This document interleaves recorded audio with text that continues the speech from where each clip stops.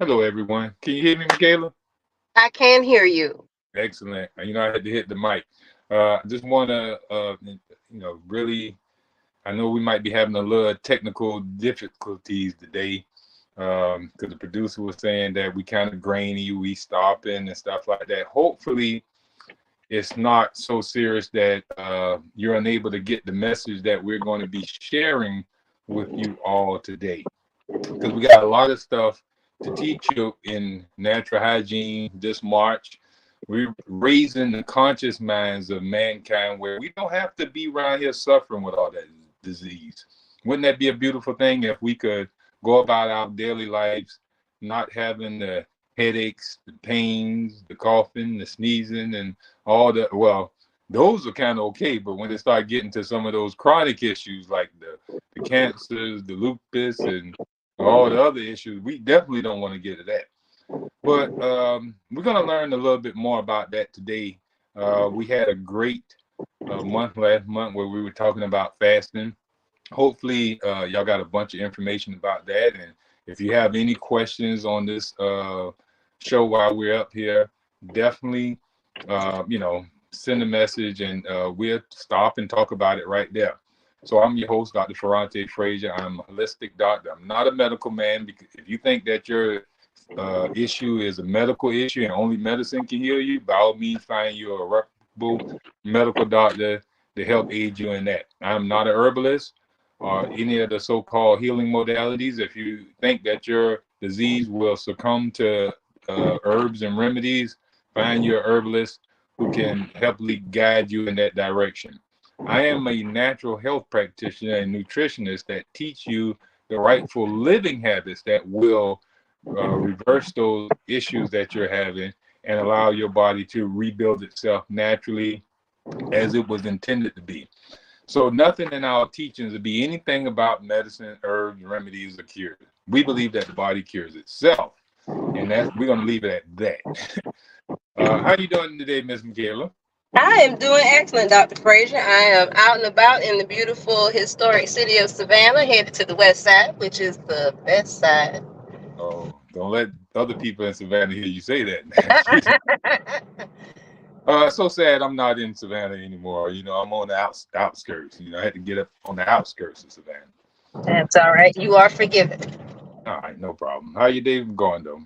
Excellent. Excellent, sir. How about yours? Pretty good, pretty good.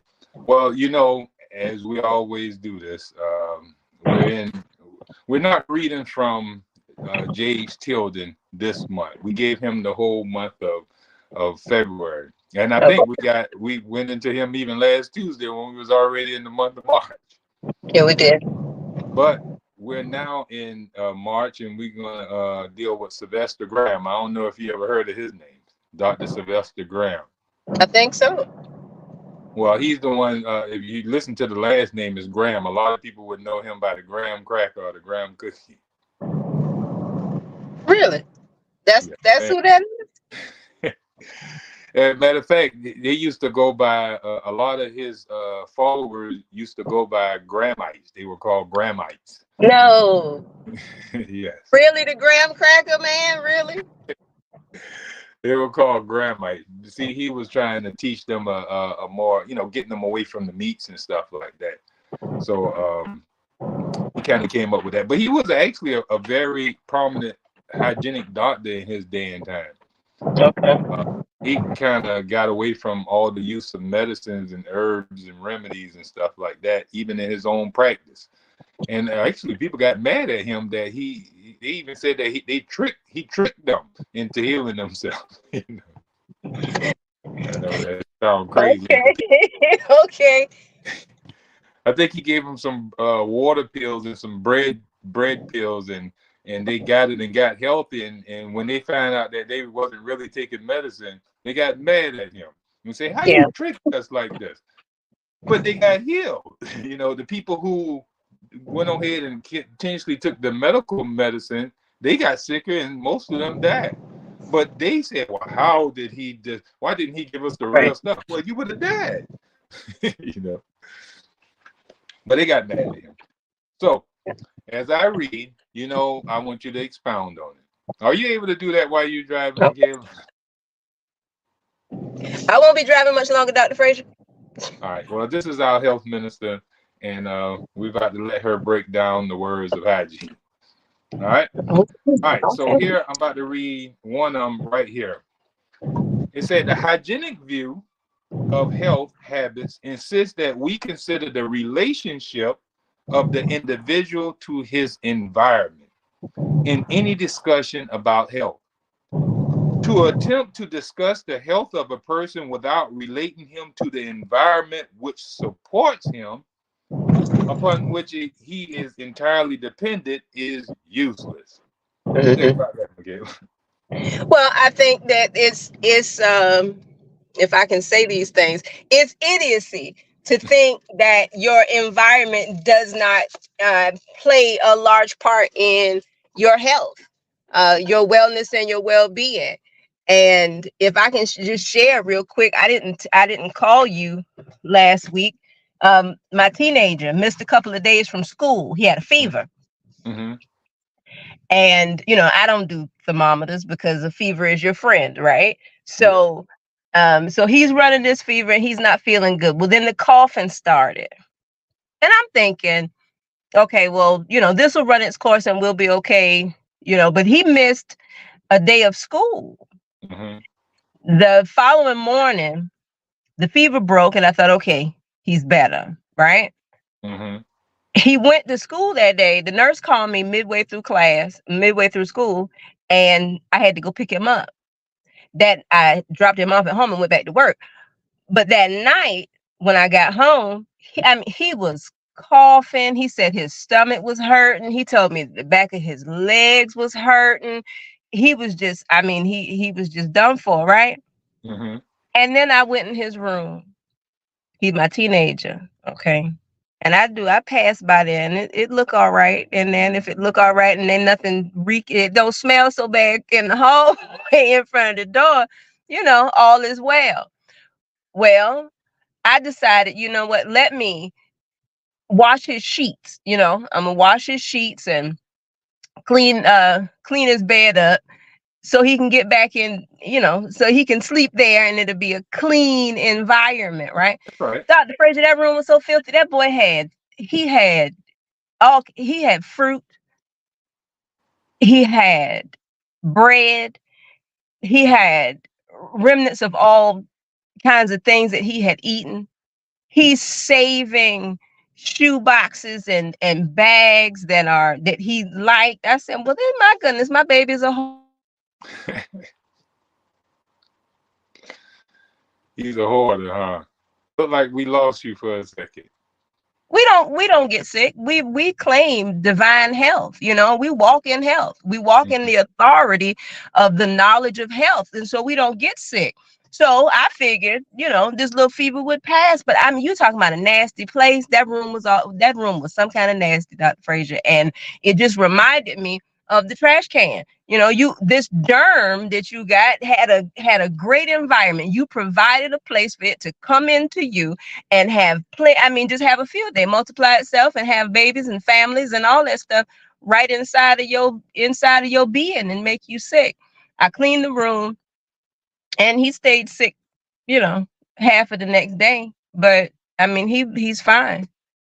Absolutely fine. So let me ask you this. If you would have gave him some medicine, some herbs, some remedies or whatever, and didn't go in there and clean that room, stop him from eating that stuff that he was eating, remove all that waste material out of there, what good would have been the medication? What good have been the herbs and the remedies and such? I don't understand the question, Dr. Frazier. First of all, I would not have given him that. So what you're saying, because okay, let's say for the listeners, let's say, for example, if let's just say, I know you wouldn't do this. Okay. But let's say that he was suffering from that and you read, somebody told you, hey, you need to take him to a chiropractor and get him an adjustment and he'll feel better. So you go get the adjustment and he come back home and go lay down in that same filthy bed with the same filthy trash in there. What good would the adjustment have done? It would not have done any good. It would have been temporary. Whatever would have good could have come out of it for the immediate, but it still would have just been suppressing symptoms. And in that filthy environment, he would just reinfest himself or reinfect himself, or whatever, however we contract our disease, without having a clean environment. It's just a cycle. Yeah. So we're not actually fighting anything. The body is not fighting anything. All it's doing is trying to preserve itself in this environment. If something comes in this environment that is irritating it, it's going to work to eliminate it out of the body. Mm-hmm. That elimination we call a purge, a disease, an acute disease or something like that. It's just the body activity doing what it was designed to do to keep itself living and preserving. So there's nothing fighting. We think that it's fighting viruses and germs and whatnot, but the body is really just releasing waste material that is threatening its survival. The waste material is inert. It's dead material, but the body cannot make use of it. It can't turn it into flesh, bones, and blood. So by it being useful, then it's actually irritating. It's toxic to the body. And the body must act on this toxicity and remove it, as it have to follow the law of life, which is the great law, which says that, it's there to preserve itself, So if it's not preserving itself, then it will go out and die, and the body don't want to die. So it's at all times trying to free itself of waste. Now, it can't do so if this environment is continuously toxic. If the environment is not conducive for it to grow, if it's not, favorable for it to get fresh air, if it's not favorable for it to get sunlight, if it's not favorable for it to, eating wholesome food, if it's not favorable getting, adequate, clean, pure water, freedom from stress, normal temperatures, then that environment is actually volatile to the organism. You know what I'm saying? Right. It threatens the life of the organism. We can look at a plant. We can take a regular plant, for those who grow vegetables and getting ready for the growing season, which we should be definitely doing this weekend, man. Yes. We're going to talk about that after the show, though. Okay.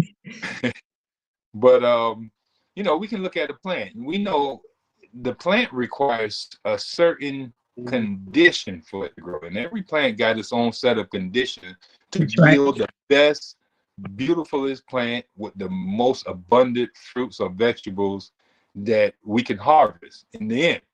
But if we don't supply that plant with ideal soil, with a good pH balance, if we don't give that plant adequate water, not overwatered, but watered according to its needs for water. Make sure that it get adequate sunlight, not too much sunlight unless it asks for direct sunlight. Each plant got its own requirements. The kind of plants. Now all squash plants require the same thing. Now all watermelons require the same. So all humans are a type of being that require a certain science that natural hygiene teaches, that we need a certain amount of sunlight. We need clean water.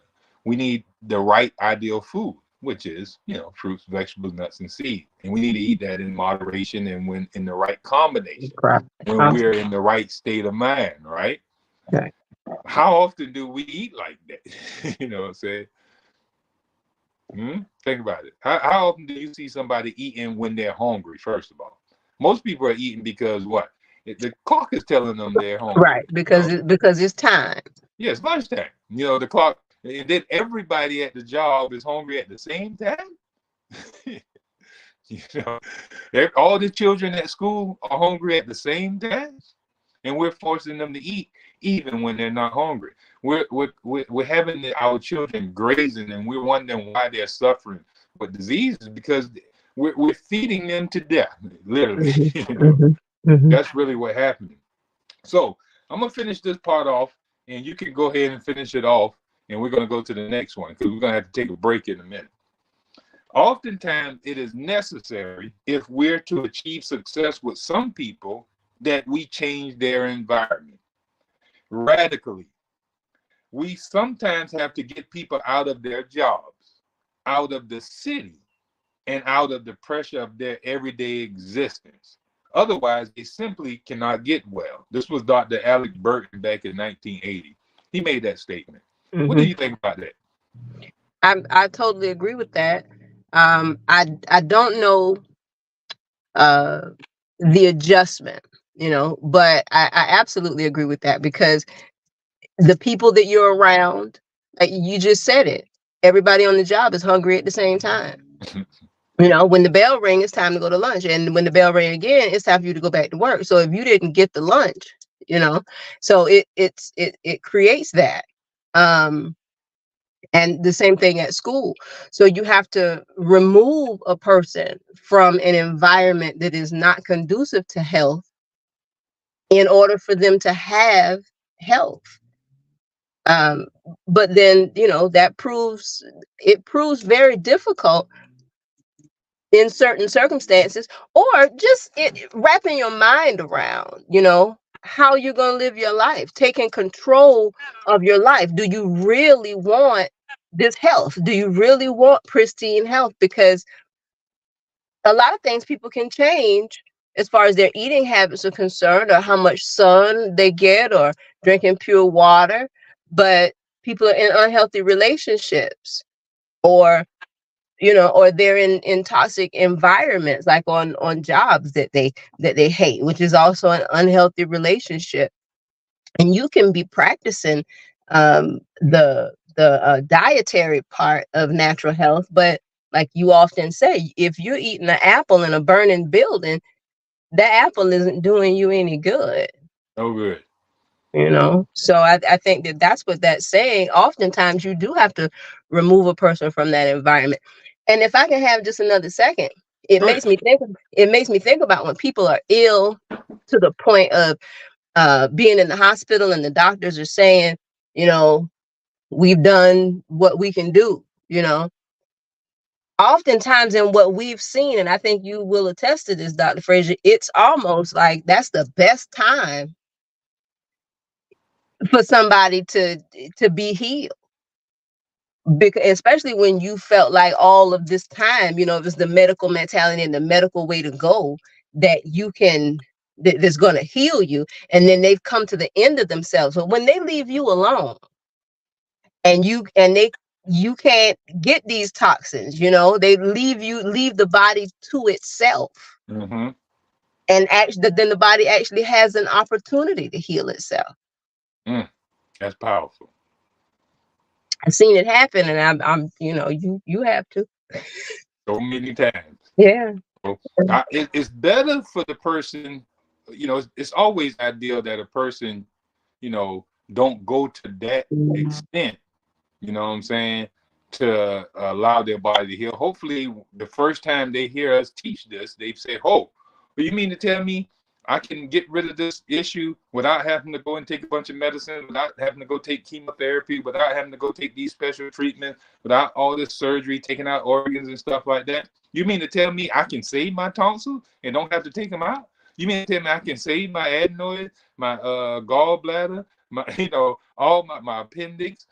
I don't have to sacrifice tissues and organs in my body just to keep on eating my hamburger, my hot dogs, smoking my cigarettes, drinking my drinks, sniffing my cocaine, and all kind of stuff, that habits that we have. And not just that, we even talk about drinking that milk, those cereals. We keep up with the little Debbie cakes. A lot of people think that bad habits is cracking cocaine and liquor and smoking, but the bad habits we see right there in our refrigerator, right there in our kitchen cabinet. Go ahead. The sandwich. The sandwich is killing us by the millions. Mm-hmm. It is killing us by the millions. You putting, and it's quick, it's fast, it's in a hurry. According to the standard American diet, it can be a whole well-balanced meal, According to who? The SAD diet, the The Standard SAD diet, American diet. Yes, the the Standard American American diet. diet. Yeah. And the sandwich is a bad habit. It's probably one of the worst habits in America. And why so? Why is it so toxic, that sandwich? Well, because of the combination. Because you have Most people don't know what you mean when you say that now. the combination.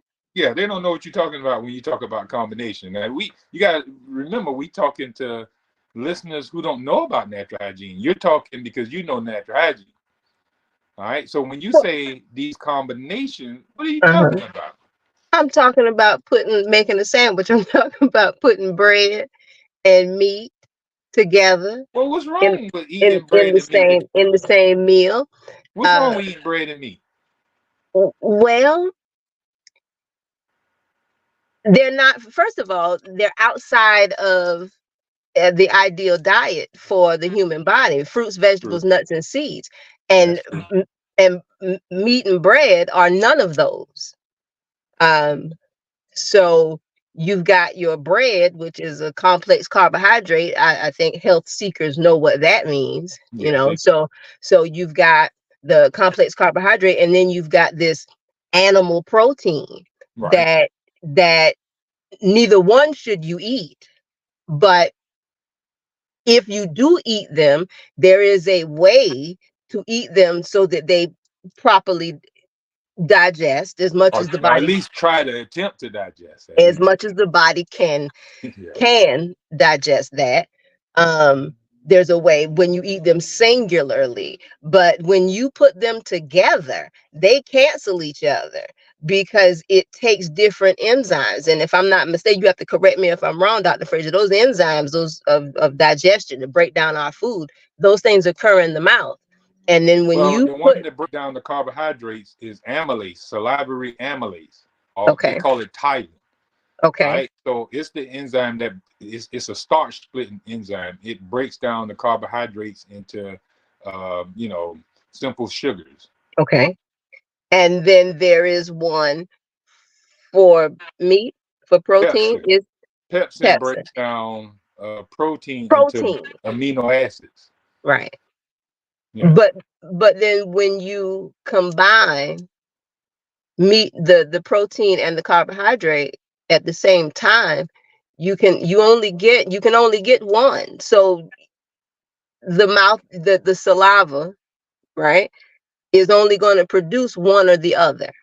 Well, it's only going to produce amylase. It's never going to produce pepsin. Pepsin is produced in the bottom of the stomach where hydrochloric acid is.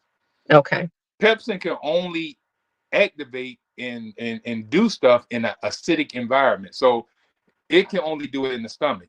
And it can only activate itself when the environment is acidic. You got to be really acid. And then the pepsin will come down there and break down that meat. Now, for example, if you eat a piece of meat, you put it in your mouth and you hold it in your mouth, it's going to stay there.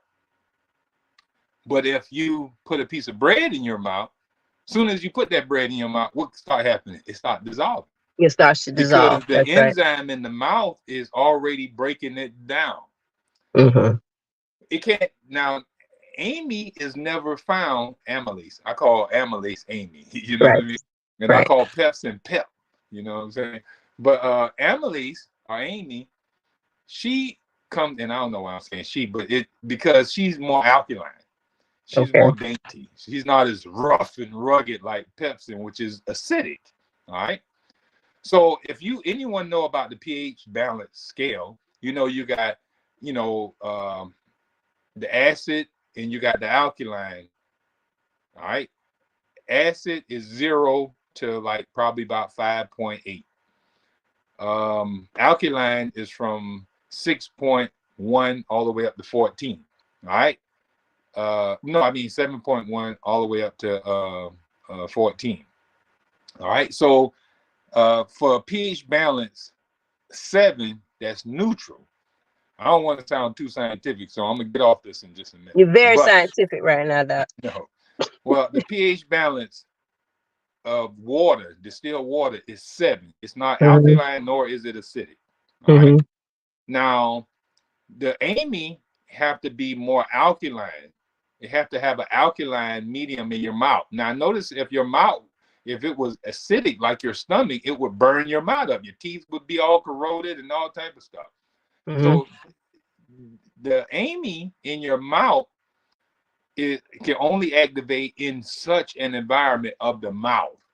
In the stomach, that's why you got to make sure you chew up your bread and don't swallow the whole bread because it's not going to digest in your stomach. When you're sitting there eating carbohydrates and you swallow them down without chewing them, believe it or not, they're never going to get digested that way. Right. Now, in the stomach, there's pepsin. Pepsin is there to break down the proteins into amino acids, but it's going to only do it in the stomach. All right.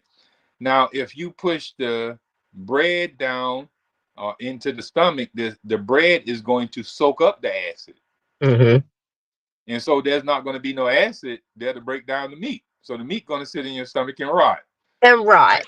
And the bread can't be digested because it's full of acid. So alkaline amine is not going to activate on that bread. So that's going to make it difficult for it to digest as well. So that's going to ferment. So you're going to be around here having belching. You're going to have that gnawing, that rumbling going on in the stomach. Mm-hmm. You're going to be around here, passing gas and Mm-hmm. Mm-hmm. Yeah. So that's going to be going on. Right. Now, there is a enzyme produced by the pancreas called amylase as well. But it's only going to be released in the small intestines when we didn't have proper digestion from salivary amylase. But to use that all the time will eventually cause pancreatic failure or some type of inflammation of the pancreas. So you don't want to go using that, but that's in a whole nother story as well. All right.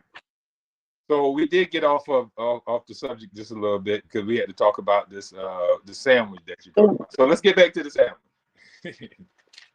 Well, it's a nasty habit. That's all I was saying, Doc. It's a nasty habit, and we have our bad habits, and the sandwich is definitely one. So tell us some more combinations that that mimic the sandwich that we eat that will do the same destruction as the sandwich. Steak and potatoes. Steak and potatoes, because that's meat and what? Carb. The same thing. Spaghetti and meatballs. Spaghetti and meatballs. You got noodles and you got meatballs, and then you got a fruit, a tomato. That's already acid. So yes, definitely. Yeah. I know when I used to eat like that, my favorite meal was pork chop and white rice. smothered pork chop and white rice. And you didn't have corn with that? No, you know what? I never really did eat corn because as a kid. Yeah, I mean, we all know about corn. You eat it and then you see it again, and it looked just like it did when you ate it. So as a kid, corn kind of turned me off. So no, I never really did corn. And that was before I even knew that it wasn't food. Well, it's depending on when if you grew it and ate it right there off the stalk, like soon as you would be like how Jesus went walking through the cornfield and shuck it and ate it right then. Right. You can make use of it because it's not so starchy when it's coming right off the thing. But soon as you take it off within hours, it starts becoming a complex starch. It makes it really hard for us to digest. So you have to eat it raw and right there out of the field. Yeah. But we don't do that. That stuff sit on the shelf for weeks before we get it. But all of those things, Doc, because that's what we do, especially in the South. I don't know about other places. I mean, I'm from here, so I know a lot about how we eat in coming up here, and it's either rice, biscuits, or cornbread, and some kind of meat. Oxtails and rice. Come on, say it. Oxtails and rice, turkey wings and rice. Come on, now. Don't muzzle it just for the people. They're getting ready to the fish and bread. You know what I'm saying? All kinds of stuff. You know what I mean? Right. Come on, cornbread, neck bones, pigtails. Go ahead and tell them, man. Just all of those things. Every one of them, those combinations. Chicken, Popeyes, chicken and biscuits. They got a sign on Chicken and the biscuits. roof. Chicken and biscuits. They Chicken got a and sign biscuits. on the roof. Yeah. Chicken and biscuits. Yeah, we do that. Hot dog. Oh my, they doing chicken and waffles now. Chicken and waffles. Yep. Yeah, yeah. Chicken You and know, waffles. usually I get clients, and you know this. Most clients that I usually have, I have them when they first come to me. I have them send me a picture of everything they're eating for about a week or so. Mm-hmm. I tell them, hey, for the next week, I want you to send me a picture of everything you're eating. I hardly ever see anyone eating any fruit that first week. You know what I mean? I see them for a whole week. They have no fruit whatsoever. The vegetables that they have ain't even considered vegetables. They'll be like beans, lima beans, and stuff like that. And they would say that, hey, that was my vegetables, or they just wouldn't have vegetables at all, like, And I would be like, I said, well, where do you get your vitamins and minerals from? And they say, well, I'm eating my food. Wouldn't I get it from the food I'm eating? There's no vitamins and minerals in that food that you're eating. No food. There's no food in that food. Right. There's no food in that food, Right. I said, you wonder why your bones aching, why your skin is not healing, why your body is not. You're in deficiency right now because you've been starving yourself. Oh, how I'm starving? I eat 3 meals a day. Yes, you're eating 3 meals of nothingness.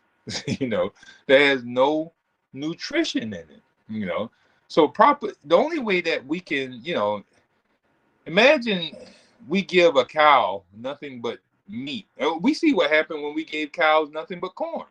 It plucks them up real fat, but they end up mad cow and diseased up and all type of stuff. When you let them go out and just eat grass, their real food, they don't suffer disease. Right. But when you change any being or animal or organism away from this ideal diet, they start suffering with dis-ease. But we need to take a break. Producer, you can go ahead and take us to break if you're with us. If not, we're going to keep going. Well, the producer that we have here today, he may be stepped away from the computer for a minute. That's why I said it the way I said it, all right? So, since he did, that gives us a little more time to talk, All right. So, what we going to talk about today, I'm going to read from Dr. Shelton's book. And the subject that we was going to teach on today was, disease is the cure. All right. Disease is the cure. Yes. So when we're going to try to, we go to the doctor complaining about our, like, say, for example, the fever, the sneezing, the coughing, all the things that, what the NyQuil thing usually say on it. Oh, man. The sneezy, coughy, stuffy head fever. So you can rest medicine. Right. Right. So all them things that, what's the name of the stuff? It was just right now on the tip of my tongue. NyQuil. NyQuil, yeah. NyQuil. All the stuff that NyQuil is said to stop is actually your body activity getting rid of waste, trying to heal itself, trying to purge itself of stuff. So you can't rest because your body is in a crisis state. at night, right. Your body is in a crisis mode. It's trying to get rid of some waste. This waste is threatening to kill you. You want to go to sleep. Yeah. The body want to go to sleep, but it ain't about to go to sleep when an intruder is in there. Waste is building up in the body, so it's trying to get rid of this stuff. Right. So it's steady got you coughing. And get that stuff up out of here. It got you sneezing. It's got the stuff coming out through your armpits and all type of stuff like that. But when you take this medicine, what this medicine does? It suppresses your symptoms. It stops it. It dries it up. It gets rid of your stuffy head. It bring your fever down. It stop you from sneezing and coughing, and then you can rest. there was some research done where they were showing the activities of a fly. They say a regular fly Mm-hmm. in the summer dies quicker than a fly in the winter because the activity of the fly is faster in the summer because of its heat. It makes its metabolism work faster and it dies off faster. So a fly might last about a day or two in the summer because it'll be done flapped its wings and worked itself so fast. But in the winter, it's slower. So its metabolism is slower in the winter. So it actually live up to about 20 some days versus a fly in the summer that's only 3 days. So what they were noticing that enzymes work faster in heat and slower Mm-hmm. in cold. So Mm-hmm. enzymic activity now works faster in heat. So the Mm-hmm. body, you don't think the body knows the same thing too? Because the body raises its own heat for enzymic activity. Because see, when your body is Right. going through healing, those are enzymes in your body, metabolic enzymes, they call them, healing enzymes that are in your body doing repair work. You got the maids in there just a cleaning and washing windows and sweeping floors and all stuff, trying to get all this trash up out and get your internal environment clean.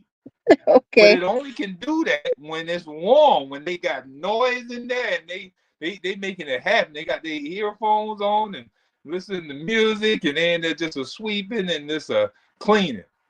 But when Okay. it's cold, your body go cold. There's no enzymic activity. That's death. you know. Okay. But when it's I don't know if you hear some of them people in church back in the day when they testify. I'm glad that the blood is still running warm in my veins. That's right. Yeah, you know. That's So, right. but long as the body is heated up, and it will heat itself up even more from faster enzymic activity.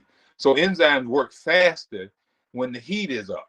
So Okay. when the fever, that means enzymes are going to be going even faster to hurry up and heal the situation. Does that make sense? It does make sense. It does So make sense. if a person is presenting themselves as a fever, why would we break that fever? Right. Now the enzymes of the body are not going to be able to go what? Do their work of healing Right. Right. because temperature ain't up enough for it yet. Right. Once it Right. gets finished healing, guess what the body does? It regulates its temperature. It brings it right back down. Mm-hmm.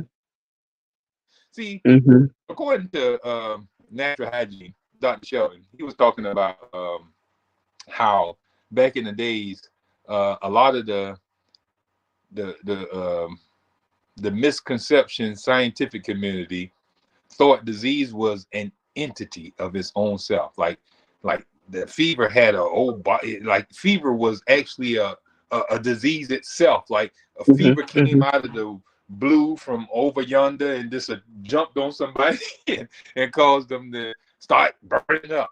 You know what I mean? Yeah. And Like yellow fever. right, it's some type of fever, right? But every disease, every symptom or anything, they thought of those as bodies of sicknesses. Like they had their own body, like it was a demon invading the body and causing the body to start acting erratic. And there was a Okay. fever demon. There was a diabetic demon, a high blood pressure demon, and all these demons. Now, the spiritual community would exercise the demon by using incantations. They would use prayer. They would do all their rituals, burning and sacrifices and stuff like that. The witch doctors and so-called charlatries, they would use different remedies, herbal remedies that they would put together. They would go find some of the most noxious stuff in the woods and bring it back and make a concoction of it. And then Right. they tell you, hey, drink this. This is going to drive out that evil spirit up out of you. Now, if we fast forward to the present day, we still have medical men with the Shaman. same type of mindset that there is something invading the body and it must be conquered. And we have to fight and battle this thing They don't see disease as the body activity, Right. freeing waste, overcoming our bad habits, overcoming our unhealthy environment. Does that make sense now? So that's why, according to the medical science, we're never going to be free of disease because we're still taking from the dark age the information to bring into what we call medical science. And so that's why we're seeing people still suffering with sickness. Well, Dr. Frazier, it's profitable. That it is. It was profitable then, and it's profitable now.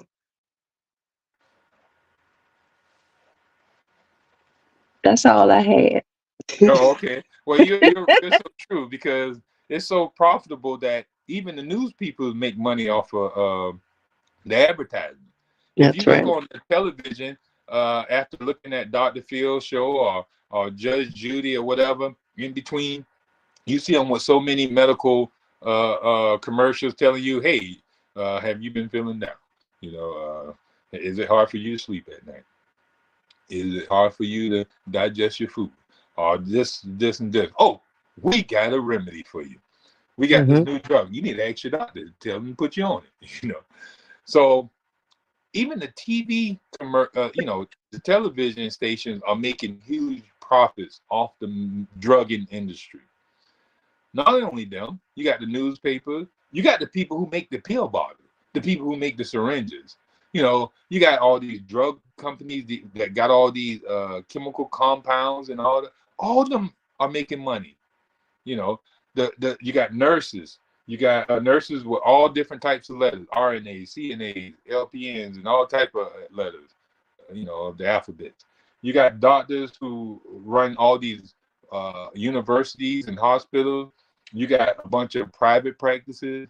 You got insurance companies that's making money off of. You got so many people who are profiting off of the medical mindset. Yeah. So to eradicate or radically change and reform our mindset in our health industry, it would put a lot of people out of business.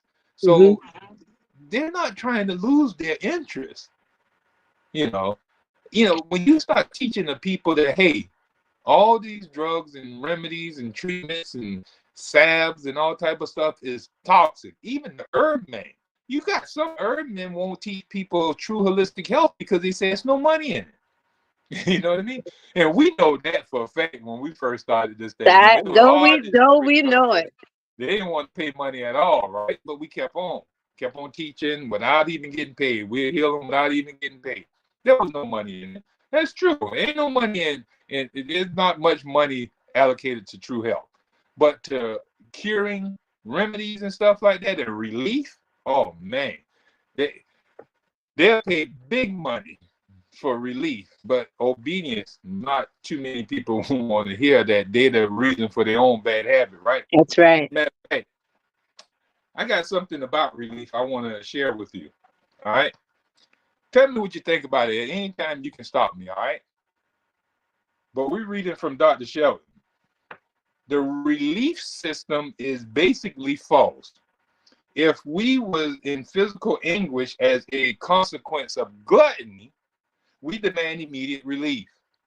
First, because we want to be made comfortable.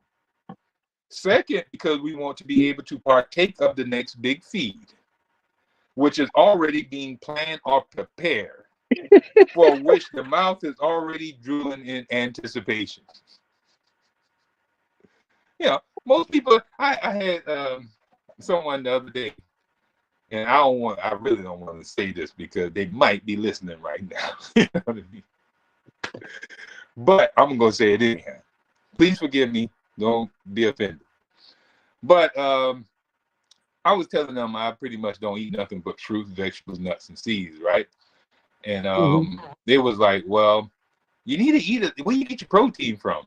You know, that's the favorite question that people who don't eat animal flesh or meat or concentrated protein, that's what that's the biggest question. But anyhow, I don't understand why they ask that, because I say I eat predominantly fresh fruits, vegetables, nuts, and seeds. Even Right. if you don't believe that protein is in fruits and vegetables, You I just say believe I it's eat in nuts and nuts and seeds. seeds.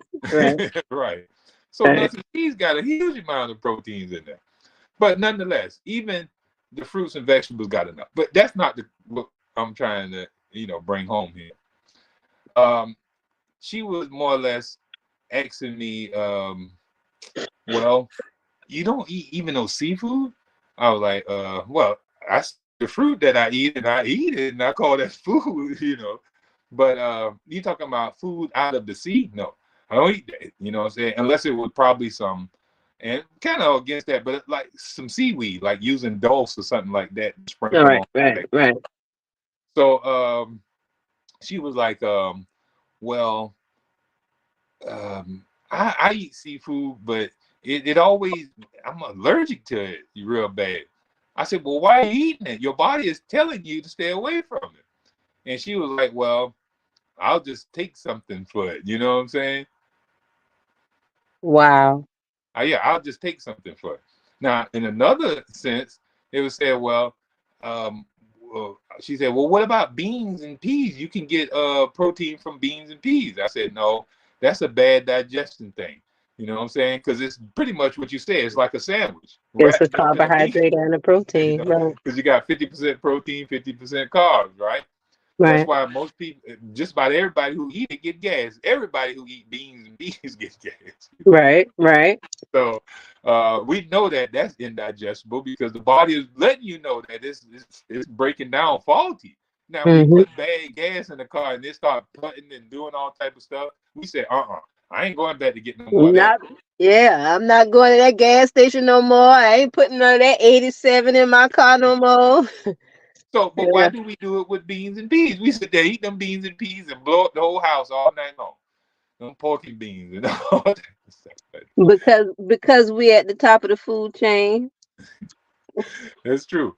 So she said, well, I tell you what, won't you just take some Beano before you eat the bean? I'm just going to take some Beano and there'll be no gas. You know what I mean? I said, well, where the gas going? If that Wow. pill can stop that gas from rumbling in my stomach, well, what's going on with the stuff in there? How Wow. toxic is this Beano pill to interrupt the body's natural breakdown of beans and peas? Wow. That got to be a poisonous substance. You got the purple pill. They tell you, hey man, it's hard for you to eat hamburgers now. You used to eating 2 hamburgers. Now 2 hamburgers is too much for anybody to eat. 1 hamburger is really too much, but eat 2. And you go to the doctor complaining, hey, I used to be able to eat 2 to 3 hamburgers at one time. Now, if I just smell a hamburger, it just make me nauseous and sick. Oh, we can't have that. We got to have you eating hamburgers back. Right. We got Why to would make we sure you can deprive eat a 3 man of his hamburgers. hamburgers? We got to make sure you can eat 3 Right. hamburgers. So take this purple pill 30 minutes before you eat, and you won't have no problem eating that hamburger. So they're giving us a pill to sin. The sin is eating the hamburger, but they're Wow. giving us pills and potions to allow us to keep up our sin. Wow. And we go back to it easily. Oh boy, I can go back to eating hamburgers now, boy. Now you end up with an ulcer of the stomach. Wow. Oh, I don't know where this ulcer come from. I ain't never had it before. Well, nobody never have a disease until they build it. You build a disease. I get that a lot. I hear that a lot. Well, I never had diabetes before, doc. I don't know where it's coming from. Well, let's talk about it. I can tell you where it's coming from. When did you expect to have diabetes? Right. Or when did you expect to have the ulcer? No one Right. had a disease before it Right. actually developed. Right. Now, Wow. so that's why I'm sharing this about this relief thing, right? We just want relief where we can go back to the very thing that caused us our issue. So I'm going to go back to reading. A palliative will relieve our discomfort, but it will not break us of gluttony. So yeah, the purple pill might, allow us to go back to eat and stop our stomachs from hurting, stop the nausea, but it won't stop us from overeating and doing damage to our stomach. You know, you go break your arm, right? And or let's say you don't even break it. Let's say you end up with some type of itis of the joint up in the shoulder, is usually called bursitis. So let's say that you get this so-called bursitis, right? In this arm right here. And that got it where it's painful to lift it. It's painful to move it. So you're just sitting there holding it, right? Well, while you're sitting there holding it and feeling the pain, your body is not making you use that arm. It's not, you're unable to use it. You're unable to, do all this. You ain't up there, riding the cowboy. You ain't doing none of that because your arm hurt. But if you take a pain pill and you can't feel the pain, guess what you're doing? You use it. Oh, I can move this arm again. You ride them cowboy again. Type of stuff. Huh? I say you ride them cowboy again. Ride the cowboy again. But then what happened? The pain returns. The pill wear off. The little magic pill wear off. And now you're there, oh my God, this pain is tremendous. It's worse than I had it the first time. And you take another pill. Oh, I can use my arm again. And you just repeat this cycle until it get to a point where the pill don't work no more, and your pain is so worse than it was at the beginning that now they're saying now you got to have some surgery. You got to have something done to that arm now, or you about to lose that arm. Right. Something like that. So this is the medical mindset of healing your disease is really destructive, and it can prove you much failure in the end. So this is Gandhi. A lot of people know Gandhi, right?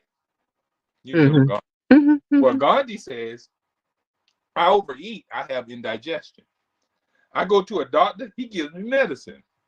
I am cured, I overeat again and take his pills again. Had I not taken the pills in the first instance, I would have suffered the punishment deserved me. And I would not have overeaten again. Wow. A continuance of a course of medicine must therefore result in a loss of control of the mind. Now that's Gandhi. That's not crazy. If we didn't suppress and palliate our symptoms, it will stop us from doing bad. A lot of people, if they didn't get drunk from drinking alcohol, don't start slurring out the mouth, don't doze off to sleep, and they sitting there just steady pouring it, and they're not feeling nothing. They can just sit there and just keep poisoning themselves with alcohol. They would kill themselves in one night at the bar. But the body is putting in like stops, telling you, hey, that pain is a warning sign. Of matter of fact, they call it a guardian angel.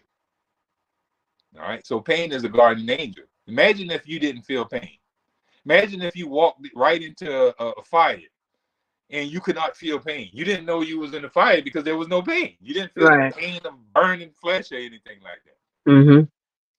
So you won't be able to know that you are in a bad situation because you have no nervous ability to experience pain. So pain is a guardian angel. The closer you get to the fire, the more warning the body is telling you, hey, man, you're getting too close to something that's hot. Back up. So pain is always there as a guardian angel telling you, don't use this. Don't go there. Stop right here. Like, what's his name? Old boy, King of Comedy, when he talking about he was sitting in the car with his wife, and he talking about he hate riding in the car with his wife, Bernie Mac, talking about, don't stop there. The red light there, don't turn this way. Well, that's what the pain does for us in our body. It's a guardian angel to protect us at all times, So we don't want to suppress pain, because how are we going to know the danger ahead of us, or the danger that, is in the future for us if we continue the route that we're going? So we need to, and if we get rid of the pain, then we're going to potentially do the bad thing that's going to eventually have us in a really bad ditch, a big pit. you know, that's going to have us drowning in our own misery. So it's best for us to deal with it, go through the pain, suffer the pain, and don't go back to it. Does that make sense? It does, Dr. Frazier, but I just because we've dealt with people, and I'll use myself for an example, because when I fall off, I fall off, you know, and it's almost as if we're comfortable with our pain. See, what Gandhi is talking about is, I was a glutton. I was gluttonous. Is that what that was? That's the thing that he was saying, right? I overate. I ate until I was stuffed in it, and I hurt. You know, I think a lot of people have had that experience. You eat until you sick, eat yourself sick. Mm-hmm. I don't think that we.